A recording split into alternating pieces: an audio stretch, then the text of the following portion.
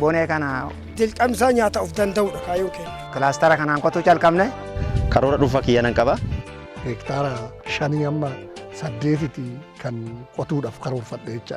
Barri gadda fakkeenya hektaara tokkorraa kumtaala 25 kan arganne bara kana naannoo 65 hin arganne abdii godhannee karoorfannee hojii keessa galleerra. Ji'a fulbaanaa keessa facaafnee amma kun akka argitan kana ilan isaa ga'u kun abdii rabbiitiin gara callaatiitti dhiyaachuu jirra jechuudha.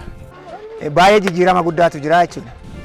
Kuntaala 20 kuntaala 30 ol arganna. Kuntaala 30 argannu irraa waan jiru qusallee maatii keenya ittiin barsiifataarra.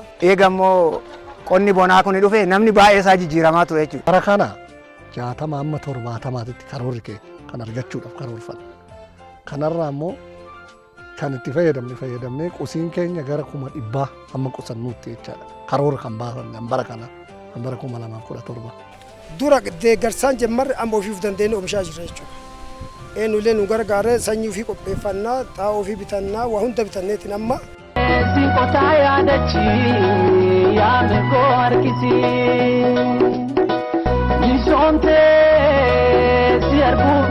Bonee kana